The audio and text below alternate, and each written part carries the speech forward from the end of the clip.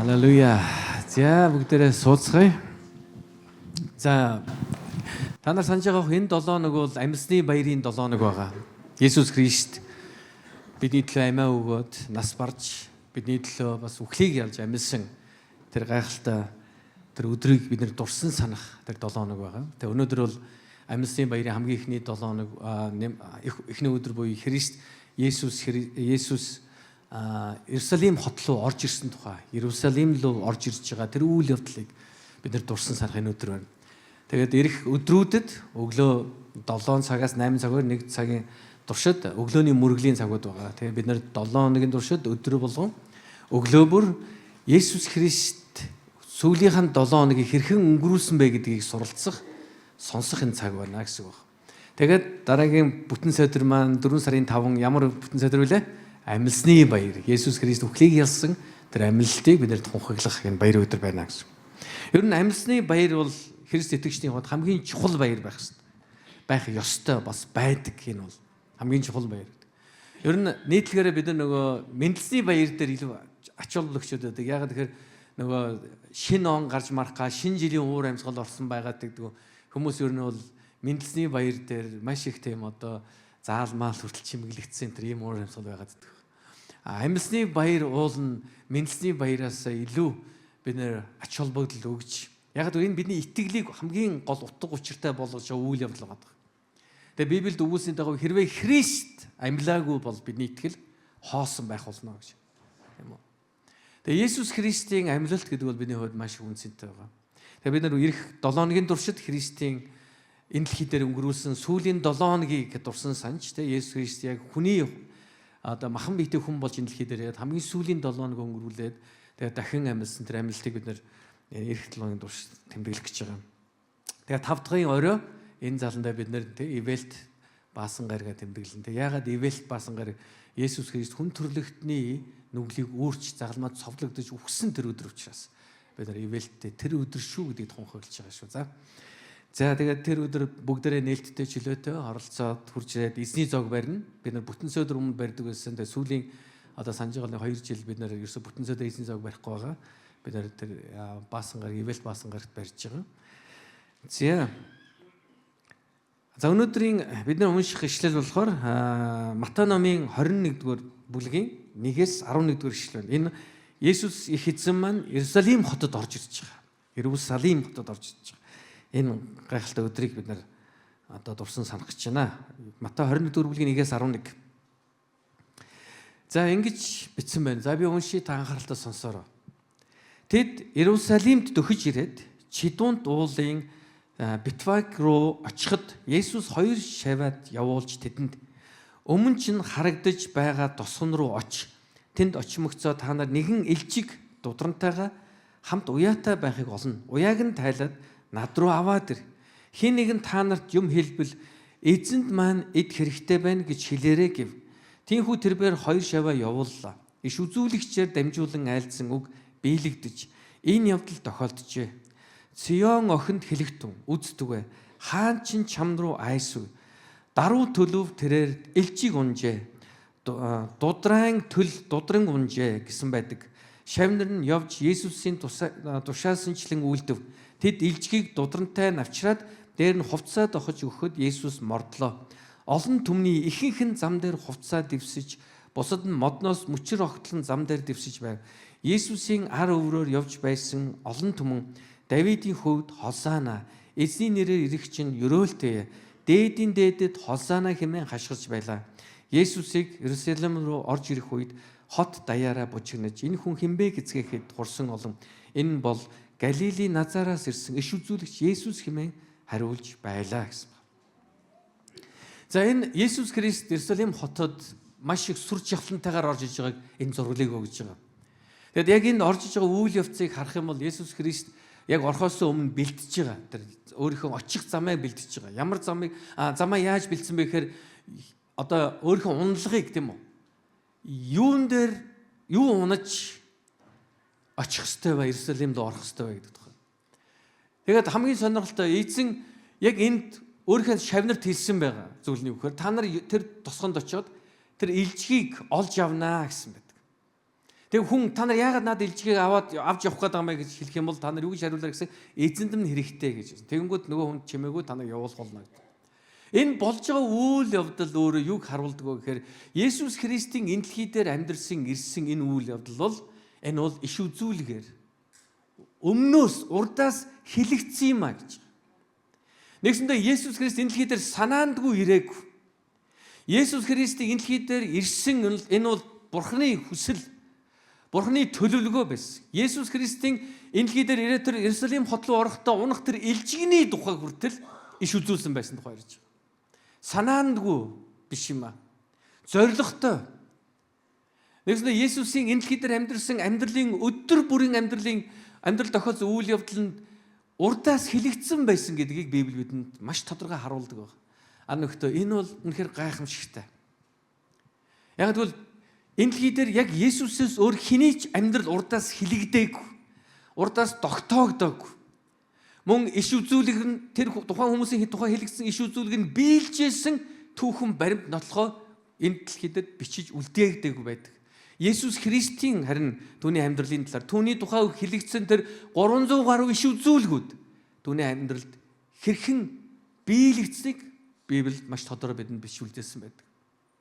Тэгмээс энэ Есүс Христийн энэ гайхалтай амлалт тэр хаан байж ирэх энэ амлалт бол бидний амьдралд биелээ болсон гэдгийг өнөөдөр бичээс бидэнд хэлж байгаа. Энэ бол иш үзүүлгийн биелэл. Тэгэхээр Христ энэ дэлхий дээрх амьдрал тохиолдсон нэг ч зүйл тохиолдол байгаагүй. Есүс унах унаа олдоогүй учраас тэр илжгийг олох тухай яриаг. За харин тийм ээ юу болох вэ? Яг за та нар хоёр шавьда очиод тэр тосгоноо явжээ. Тэгтэл нэг дэрс бол унаа байвал аваад ирээрээ. Эзэн мэдсний ярих юм бол шууд хэлээрээ болохгүй мөнгө төгрөгийг өгөөч аваарай. Ийм явдал болоогүй. Маш тодорхойлсон ба. Илжиг дудрантайгаа илжиг байгаа. Аваад тэр. Асуун. Бүр хэлсэн хүн асуун. Эзэнд минь хэрэгтэй гэж хэлээрэй гэсэн. Ингээд Есүс тэрийг авчирдаг. Энэ бол иш үзүүлгийн биелэл. Өнөөдөр ханагт бид нар им агуу бурхан энэ бурханыг бид нар хаана аврагчаа гэж итгэн хүлээж авч байгаа тэр бурхан. Энэ бас энэ эзэн маань биднийг энэ дэлхий дээр ирэхийг мэдлэхийн төлөө бас өөрийн хүсэл төлөвлөгөөг тодорхойлсон гэдэг бид мэддэг. Нэгсэндээ юу гэж хэлдэг нэхэр Библиэд үгсийн дагуу энэ дэлхийн суурийг тавихаас өмнө бидний эхийн хөвлөд бүрэлдэхээс өмнө бурхан бидний тухай бодож ирсэн, мэдчихсэн гэдэг тухай ярьж байна.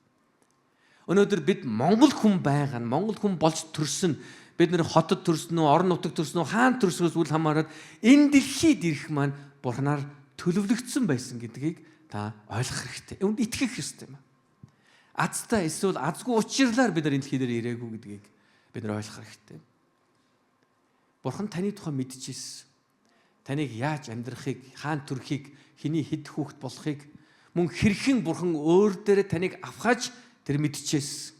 Танд итгэл өгөхөөч тэр мэдчихсэн. Өнөөдөр энд суугаад яг энэ үгийг, энэ номлыг сонсхийг ч бурхан мэдчихсэн. Бурхан бүхнийг мэдгч, Библиэд үгсийн дагуу тэр бүхнийг мэдгч, тэр газар сайгүй оршигч, тэр бүхнийг чадагч юм аа гэдэг. Энэ бол бурханы үндсэн 3 чухал чанарын тухай ярьж байгаа. Дахин хэлье. Бурхан бол бүхнийг мэдгч, бурхан бүхнийг чадагч, бурхан газар сайгүй оршигч юм аа. Таны хэрхэн ялагдахыг тэр мэдчихсэн, хэрхэн ялахыг тэр мэдчихсэн. Гэхдээ түүний бүх төлөвлөгөөн дотор танилуу чиглэсэн тэр бүх таны амьдрал тохиолдсон бүх тэр төлөвлөгөө нь таныг түүний дотор өсөж төлөвшөх тэр замууд гэдгийг бид нэр ойлгох хэрэгтэй. Эзэн Ром хотгонд бичсэн загталтаар тодорхой өгүүлсэн байдаг вөхөр эцэст нь бурханаар дуудагдсан түүний хайрлагч нарт тийм үү? Бүх зүйл нь тэдний сайн сайхан төлөө ажилдаг юм аа гэж. Бүх зүйл. Бид нар бүгд дандаа ялж, дандаа амжилттай байхыг хүсдэг. Үргэлж ялалттай, амжилттай байх хүсэлтэй хүмүүс бол гараа өрөхгүй юм. За, зарим нь бол тийм бас дургүй юм байна. Дандаа ялна гэж юу байдгийг ингээд их мэс чанар нь бас тулгаагаад байгаа шиг байна тийм үү? Бид бүгдээрээ л хүсэж байгаа. Баян амжилттай баймаар байна. Байнга л ялаад баймаар байна тийм үү? Хэрвээ та ингээд бодоо та байнга ялж, үргэлж амжилттай байвал та яг ямар хүн байх вэ? Та хизээч төлөвшөж чадахгүй. Та маш бардан байх болно. Та онгироо хүн болох болно. Та бие маш ихээр тоох болно. Нэг хүний хэлсэн чи сүүл үед яга бие тоогоод байна гэсэн. Харин хүмүүс тоохгүй болохоор өөрийгөө л тоож байна гэсэн. Тэр алтан тэргэнд хамгийн хүчрэхэг азаргадыг хөллөж орж ирээгүй. Тэр элчгэн дээр шавнырынхаа дэвссэн тэр дээлэн дээр мордсон гэд Библи үгүйсэн. Даруу хаан байж ирсэн тухай. Есүс Христ энэ дэлхий дээр яг үнэндээ амьдрсан түүний амьдралыг харахад маш даруу амьдралаар амьдрсан байдаг. Тэр дагалдагчтай хамт олон километрийг алхаж ийсэн тухай өгүүлсэн байдаг. Тэр ядраад завин дотор шуурга болж байхад унтчихсэн тухай өгүүлсэн байдаг. Тэр цангаад худагны дэрэгд ус авах гэж байгаа эмэгтэйгээс ус гуйсан тухай байдаг. Гэхдээ мэдээж түүний эцсийн зорилго тийм амийн усыг Бурхны өх тэр мөнх амийн тухай гэрчлэх хуваалцах байсан гэдэг. Тэр өлссөн тухай ядарсан талаар Библи өгүүлдэг. Яг тэгвэл Библи өгүүлсэд байгаа Бурхан Есүс Христ хүн бидний амсаж болох бүх тэр зүйлийг амсаж тэр ядрахыг тэр махан биетэй хязгаарлагдар тэр амьдралаар амьдрахыг бүгдийг мэдэж гэж байгаа. Туулсан гэж байгаа. Еврей хотгонд бичсэн цагтаа тийм үү? Еврейчүүд бичсэн цагтаа яг шүү. Еврей номонд тэр бидэнтэй адилхан тэр зовлон бүх зүйлийг амссан учраас биднийг өмгөөлж чадах, бидний залбирлыг сонсч чадах тэр эзэн юм аа. Бидний зуучлагч юм аа гэдэг Библиэд нь хэлсэн байдаг. Захарай номын 9:9-дэр хэлсэн байгаа. Иерусалимд орж ирэхдээ тэр бэлдсэн гэдэг. Цеон охин минь, үлэмж ихээр баярл. Иерусалим охин минь, уухай хадаа үздүгэ. Хаан чин чам руу айсуу. Үнэн зөвт хийгээд ялгуулсан хүчит даруй төлөв хаан чин элжиг унжээ. Дудраан төл дудран унжээ гэсэн баг.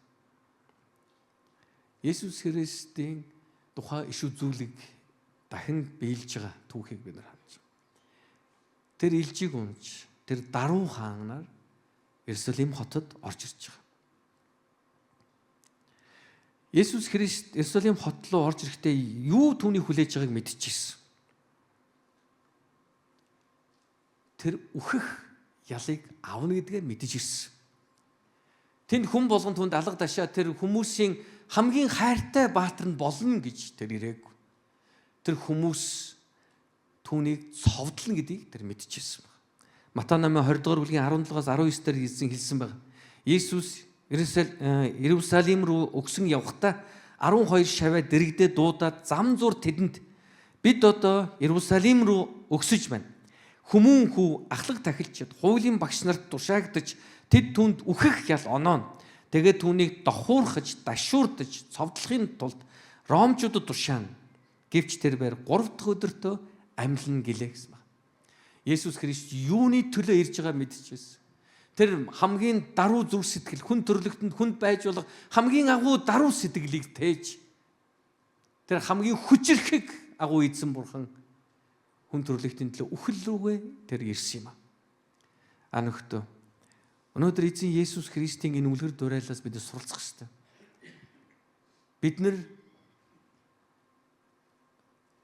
өөрийгөө хинбэ гэдгээ мэдсэн тэр даруй үйлчлэгч, даруй дагалдагч нар байх хэрэгтэй. Тэгээ Есүс Иерусалимд орж ирэх үед Магдалийг авсан байгаа 7-11 дэршилтээр.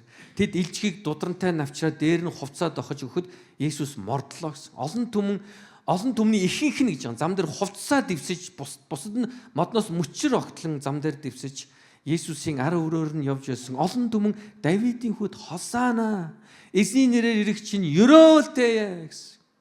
Дээдийн дээдэд Хосаана хэмээн хашгирч ирсэн байна. Халелуя.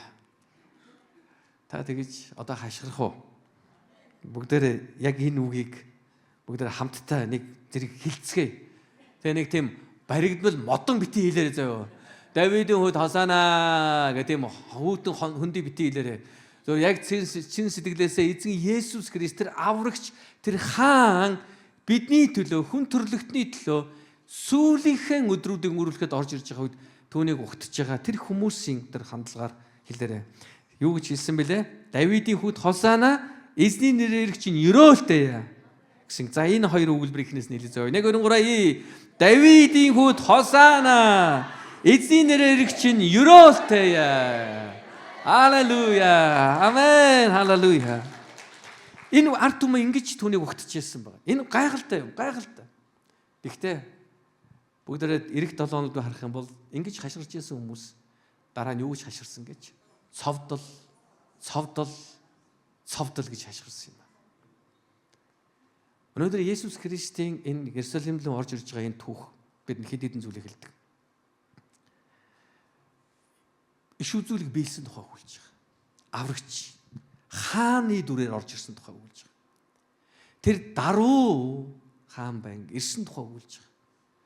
Мөн бас юг бидэнд өгүүлдэг гэж түүнийг магтаж алдаршуулж байсан хүмүүс түүнээс бас нүр буруулсан тухай энэ түүх бидэнд өгүүлдэг. Өнөөдөр хамт нөхцөө даруй байдлын тухай суралцахын тулд бид нэр хинбэ гэдэг үргэж өөртөө сануулж явах хэрэгтэй. Бид нар яг энэ илжигтэй адилхан юм а гэдэг сануулах хэрэгтэй. Бүгд хажууд байгаа хүнд хандчихгүй. Бид нар өнөө илжиг байхгүй юу? Хэлэхэд хэцүү байна уу? Танай нөгөө хэлэх гэсэн чинь нөгөө бардам зан чинь би үхсэн, би бол монгол хүн, би бол чон, юу илжиг. Эсвэл сайхан азраг энэ төргээд бодож байна аа. Тэг мэдээж монголчууд бид нар ингээд хин нэг үнийг хонь мөн ингээд уурлна үсттэй. Тийм учраас нөгөө Библиэлд ингээд бид нар бол Христийн хонь сүрэг мүрэг гэхээр зарим хүмүүс тавгүй байгаад байдаг байхгүй. Хоньтой зөрлөөд байх хэрэгтэй. Нэг азар гадуутай зөвлөсөн болно. Тэгээд Есүс Христ бол бидний сайн хоньчи юм а гэдэг хэлж байгаа. Тэр сайн. Тийм учраас бид нэг хоньтой зөвлөсөн байдаг, тийм үү? Бид бол яг илжигтэй адилхан. Ягаад бид өөрсдөө илжигтэй адилхан гэж хардаг вэ гэхээр өндөө бид нар тэр гол дүр биш юм а гэдгийг мэдэх хэрэгтэй байна. Бид нар бол гол дүр биш. Бидний амьдралын гол дүр бол Есүс Христ. Тэгээд зарим хүмүүс, зарим номлогч нар ярьдаг л да энэ илжигний тухай гой гоёор ингэж ярьдаг хүмүүс байна. Үнтэй тэр их сонирхолтой жишээ байхгүй. Ягаад тэгэхээр илжиг зөө тэр илжиг амьдралдаа анх удаа хүмүүс түүний хөлөндөө хувцас тайл тавьж байгаа байхгүй. Тэр илжиг өөрийгөө дэлхийн номер 1 илжиг л гэж утсан баг тийм үү? Хизээч Израилийн түүхэнд над шиг илжиг байгаагүй л гэж утсан баг. Хувцас доормон тавьж хүмүүсийн би энэ хүмүүсийн чинь ачаа мачийг зөөгөө тавьчихсан байхгүй баахан ташуурдвал тэгсэн чинь нэг өдөр хүмүүс миний хөлдөө хувцас тавиад л тэрвээр л халалыг хашгираад л янз бүрийн яриад би нэрэ номер 1 илжиг байна л гэж утсан баг. Гэтэл үндэ илжиндээ байгаагүй шүү дээ учир нь тийм үү? Хэнд байсан? Илжигний дээр морцсон нэг нь бүх утга учир тэнд байсан. Есүст байсан. Өнөөдөр заримдаа бид нэр илжиг шиг байх вэ? Бардамнах вэ? Бурхны бидэнд хийж өгсөн, Бурхны бидний төлөө зориулсан хайр, уучлал, нэгүслийг хүлээн авсан хүмүүс. Гэтэ бид нар өөрсдөө илжиг шиг би л чадлаа. Би л мэдлээ. Би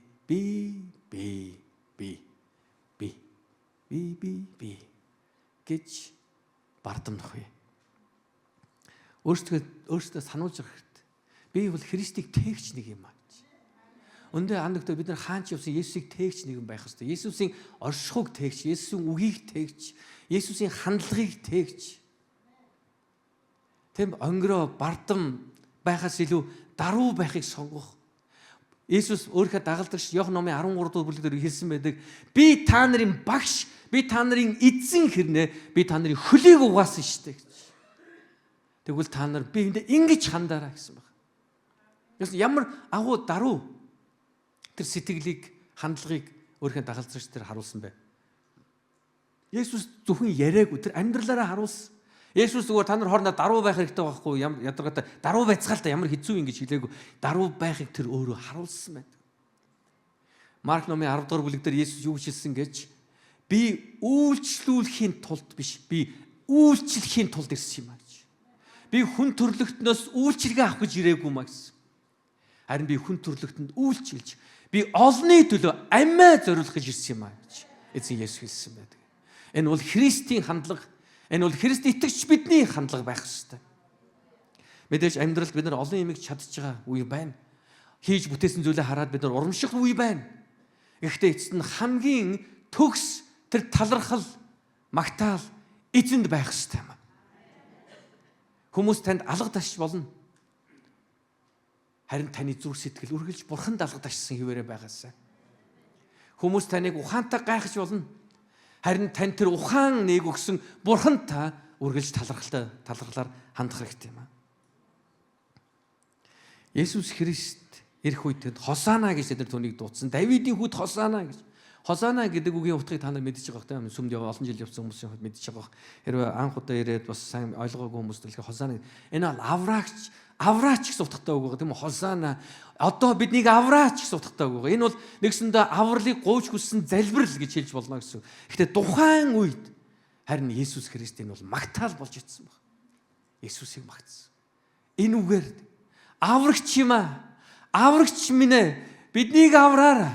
Биднийг уучлаарай. Биднийг өрөвдөөрөө гэсэн нэгсэндээ Есүс Христийн хүн төрлөختний төлөө хийж байгаа тэр агуу үйлсийг тэд нэр бас тэр үгээрээ тэр дуулаараа тэр магтаал тэр үгээрээ иш үзүүлсэн юм. Түүний хийж байгаа үйлсийг тэд нэр тунхаглаж ирсэн баг.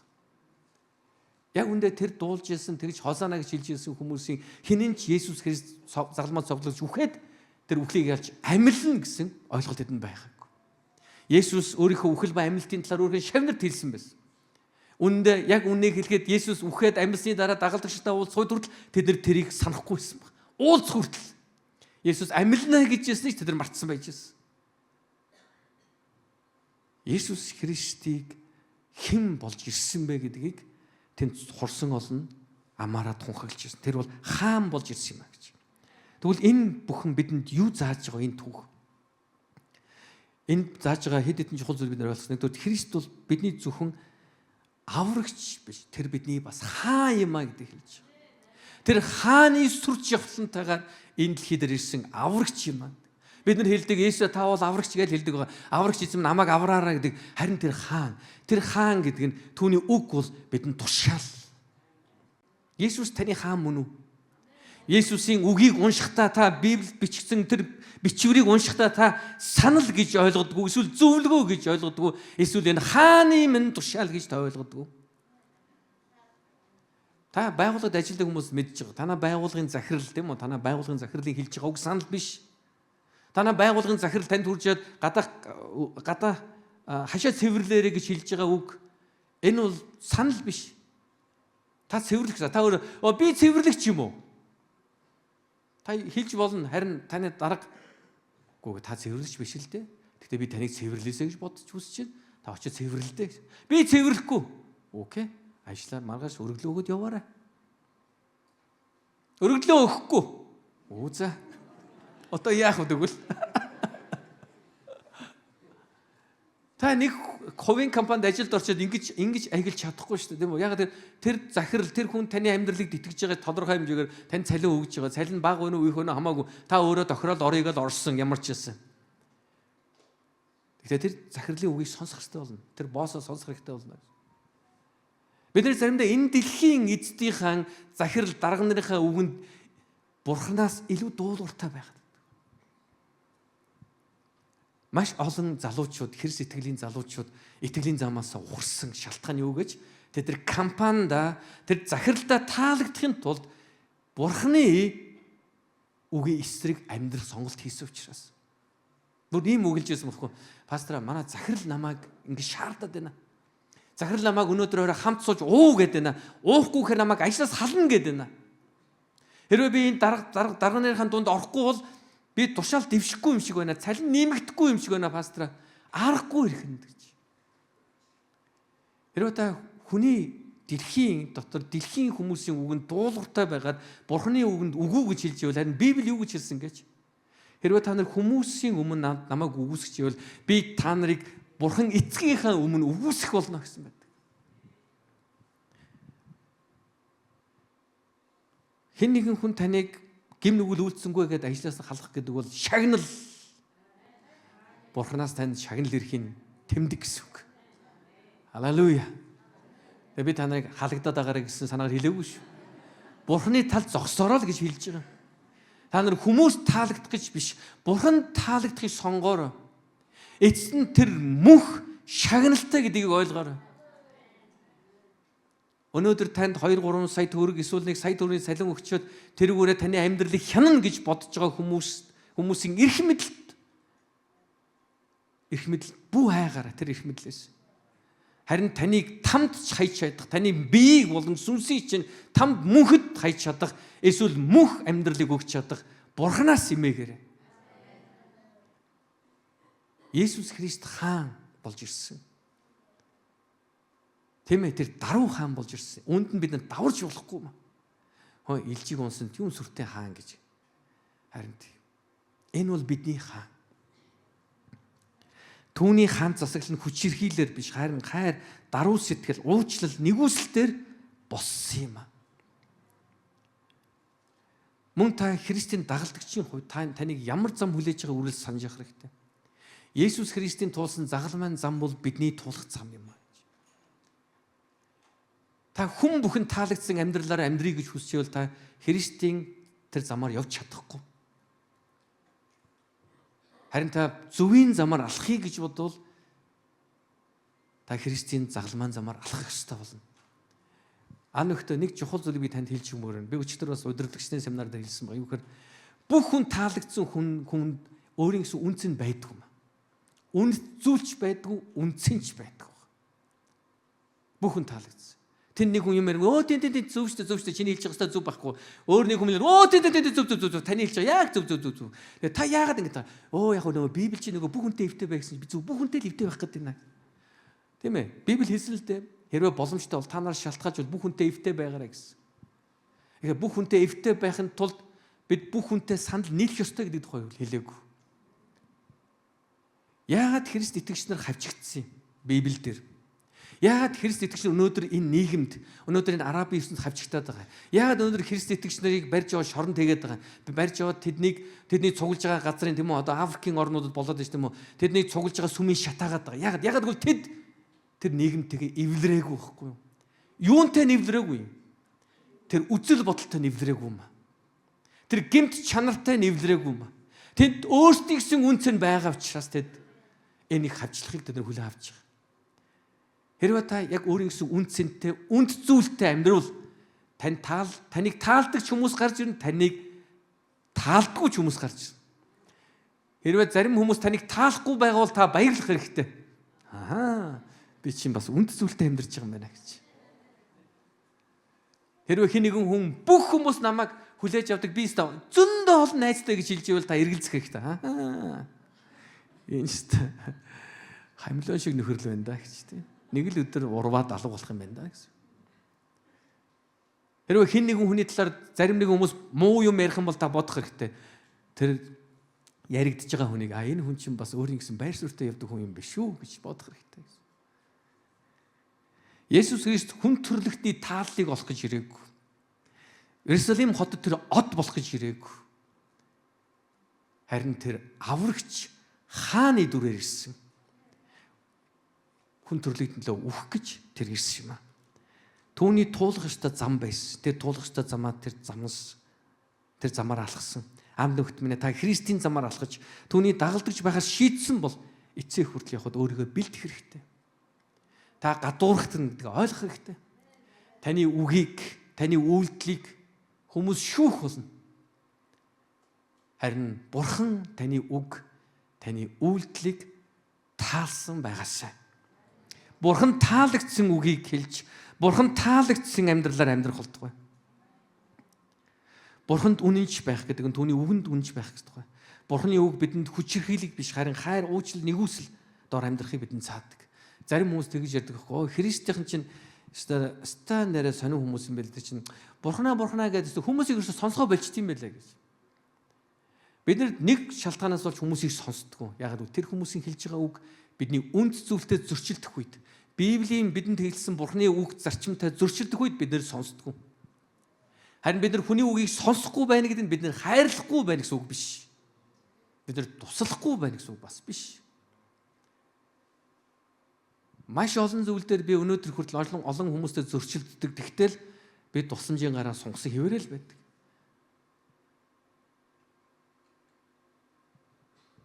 Тэгээд би өнгөрсөн 7 хоног хүртэл би бас уулзаал ярьсан баг. Тэгээд би юу гэж та Христэд итгэж гэж. Та Христ итгэж, та сүмд яваач, та Бурханыг сонсож, энэ худал шүтэнүүдийнхаа учрыг шийдэж, олооч, Бурхныг ирж байгаа таныг ингэж амьдраад байгаа би үнэхээр би санал нийлэхгүй байна. Гэхдээ би танд туслана. Тэгээ би туслах юм аа хэмжээндээ туслаад. Гэхдээ тэр хүнийг би эзэн рүү ирээсэй гэж хүсээд. Тэгээ тэр итгэж би чинь би залбираад явсан баг. Би та нарыг залбирж өгөө гэсэн. Христ итгэл байна гэдэг нь бид нэр хүмүүсийг буруутгаж шүүдэг. Хүмүүсийг сатаны хүн гэдгээр нь гайхаж, алмарж зүгтдэг биш. Харин ч бид тэр хүмүүсийн дунд байж тэр хүмүүсийг эзэн рүү дагуулах тэр гэрлийг бид нэр асах хэрэгтэй байна.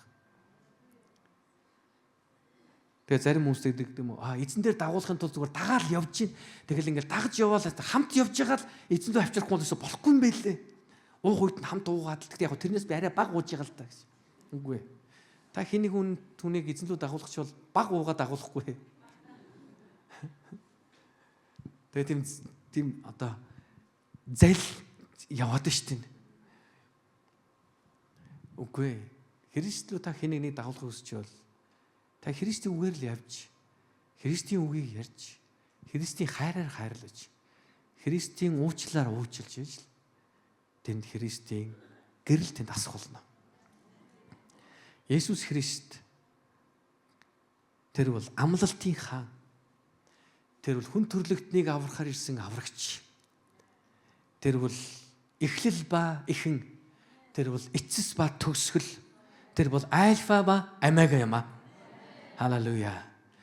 Эзэн бидний төлөө энэ дэлхий дээр ирсэн. Тэр бидний төлөө одоогоос 2000 гаруй жилийн тэртээ Иерусалим хотод илжиг үнэн даруугаар ирсэн хаан юм аа.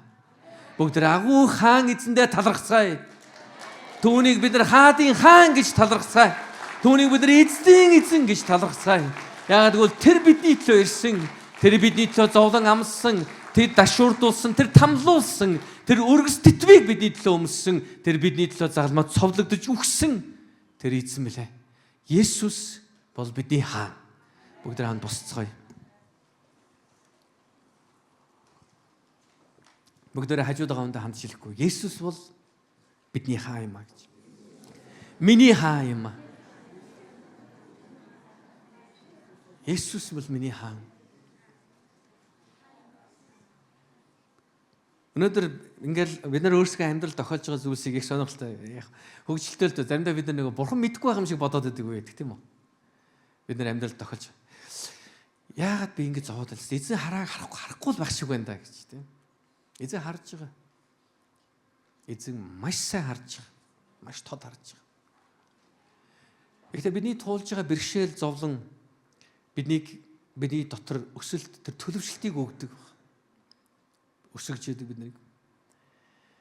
Тэгэхээр энэ төлөвшөлт маань ер нь бол яг ялангуяа энэ итгэлийн амьдрал сүнслэг төлөвшөлт маань биднийг бурханд нэг илүү хаан гэж хүлээн зөвшөөрөхөд маш чухал үүрэг үүсгдэг байна. Балчир хүүхдүүд албан байгууллагад дарга зэргийн тэр одоо ялгааг ойлгохгүй шүү дээ тийм үү?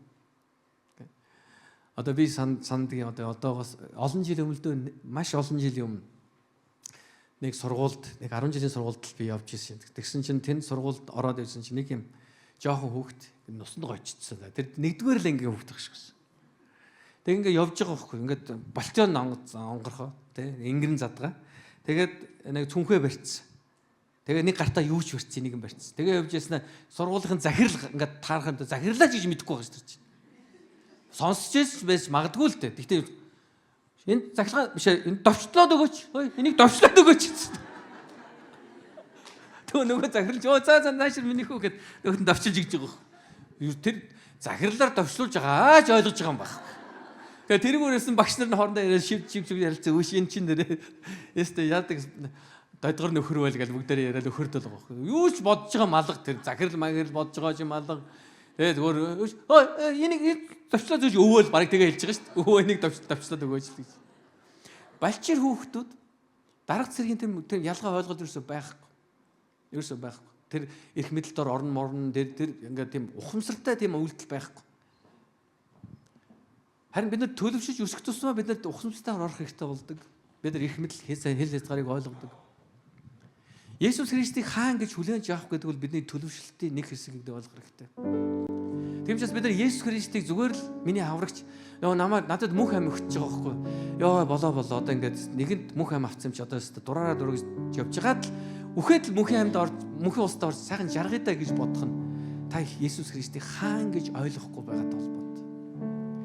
Мөн авралын тухай ойлголч буруу байгаад. Тэр бол амлалтын хаан, амлагдсан. Бид ямар их нэгүслэр аврагдсан бэ хүмүүсээ.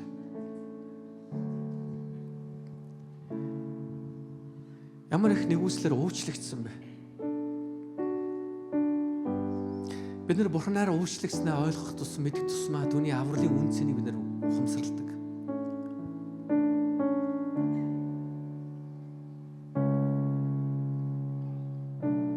Бид нар өнөөдөр эзний өмнө ирээд түүний өмнө хамт залбирцгаая. Яг энэ цаг үеч. Та ямар их хайраар хайрлагснаа ойлгож залбираасаа, ойлгоосаа. Ямар их нэгүслэр уучлагдснаа ойлгоосаа. Та өөр ер нь их сонирхолтой. Бид нар өөрийнхөө хинбэ гэдгийг мэдэх тусмаа л Бурхны хайр илүү томордог баг.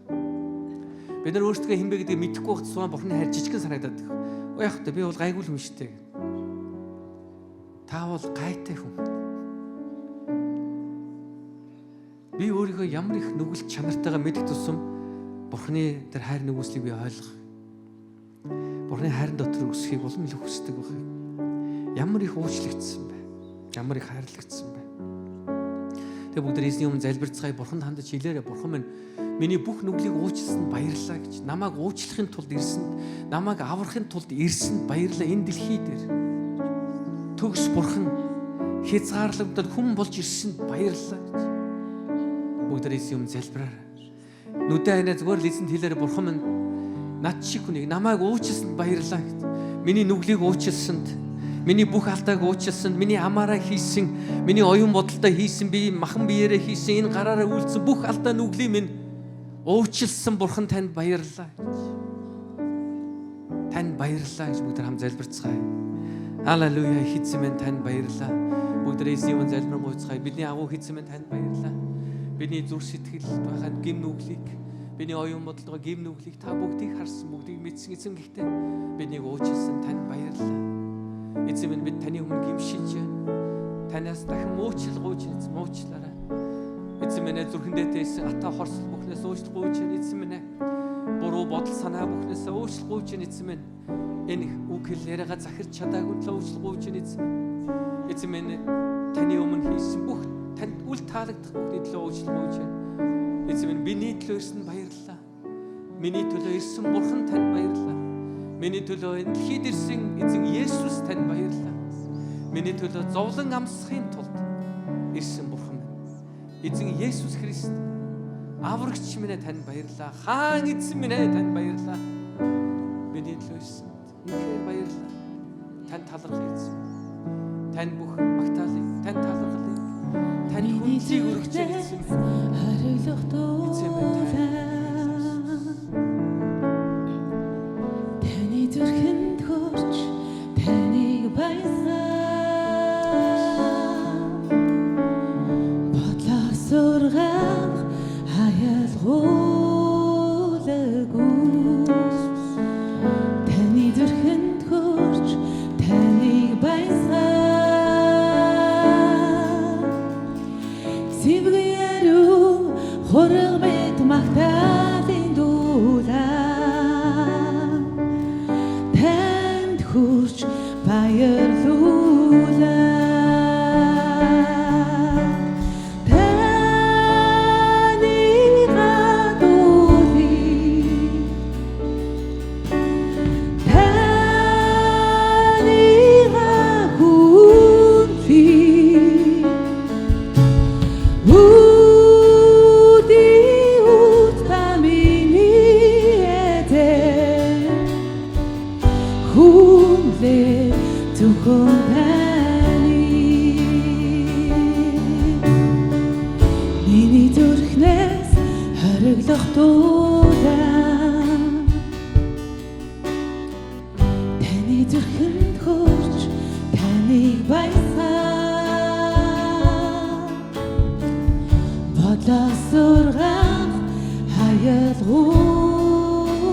уулгүйс таны зүрхэнд хөрч таныг баясгав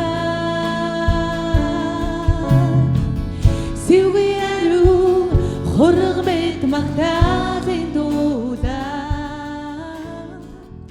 танд хөрч баярлуулаа